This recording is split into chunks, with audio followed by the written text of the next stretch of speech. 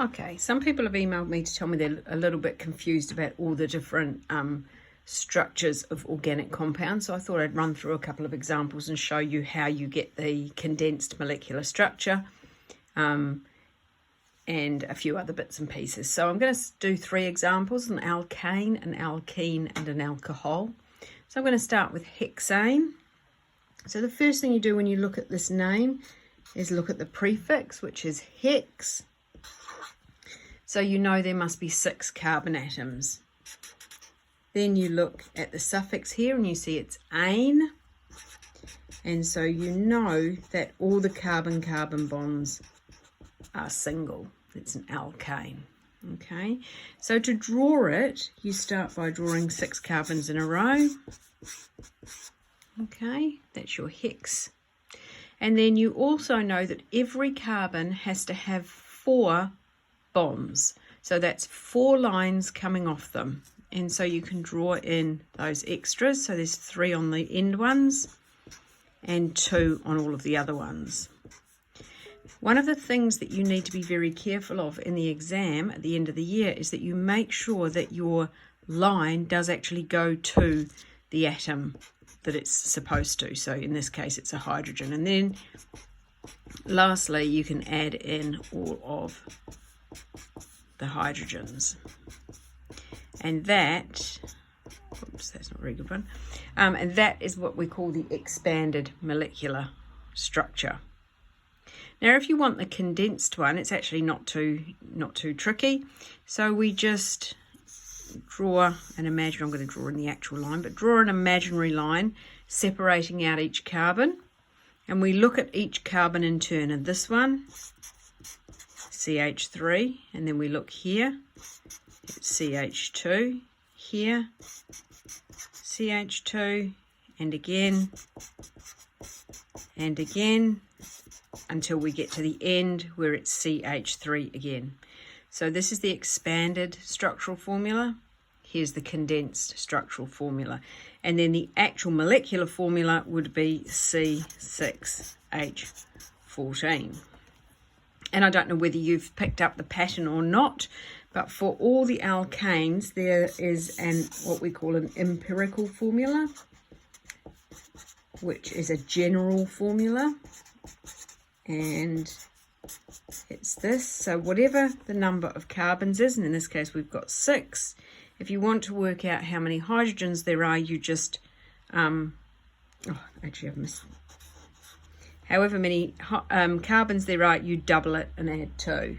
Okay, so it's CnH2n plus 2. That's what we call the empirical formula. I'm just going to write it out again underneath here because it's not that clear. 2n plus 2. Okay, so that is the empirical formula for an alkane. So the expanded structural formula, condensed structural formula, the molecular formula, and the empirical formula. Okay, that's hexane. Let's have a look now at pentene. So we look first at pent, so we're looking for 5 carbons. And this time it's ene, so we're looking at 1 carbon to carbon double bond this time. Okay, so we start again by drawing our 5 carbons,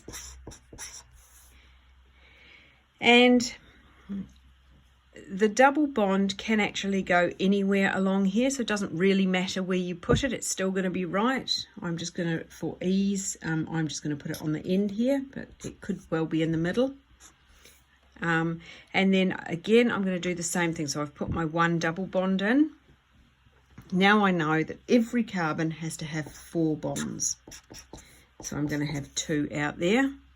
Only 1 here because this carbon has 2, 3 already. And then I'm back to 2 and 3 at the end. So that's the expanded structural formula for pentene. Again, there are other correct combinations as well. So if we go to the condensed molecular formula, again I go through, separate out all my carbons. I've got CH2, CH, CH2, CH2, CH3.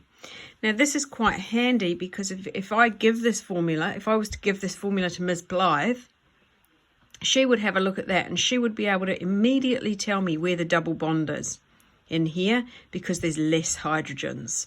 Okay, so it's quite a useful thing too. And then we've got the molecular formula, which is C5H10. And for alkenes, the empirical formula is CnH2n. So you just double the number of carbons, and that's how many hydrogens you have. So that's an example of an alkene. And now I thought we would just look at an alcohol. Okay, so I thought we'd look at butanol. Again, look at the prefix. Sorry, it's bute. So we know we have 4 carbons. And it's anol.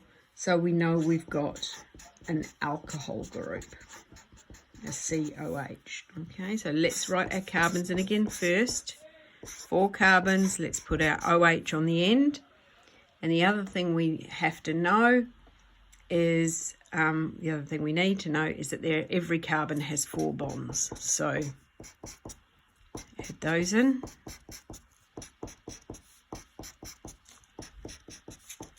And I just want to make one comment about this drawing.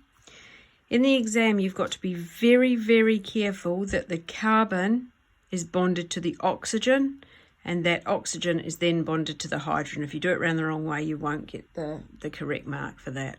Okay, so again, if we want the condensed structural formula, split it down into each carbon, and we've got CH3, CH, CH, CH2, OH. Now the reason that we leave that as OH is that's the functional group, so somebody can just look straight at that and know that it is an alcohol. Okay, and then the formula for that will be C4 246 H9 OH, and I always write it like that because I like to see that it's an alcohol. Okay, if you write C4H10O, that is equally as correct. I just prefer to see the functional group like that. Okay, and we don't really need to worry about an empirical formula for an alcohol. So I hope that's helpful. Okay, and whoops, just let you have a look at that last little bit that I've done. Okay, please email me any other questions that you have. Thanks.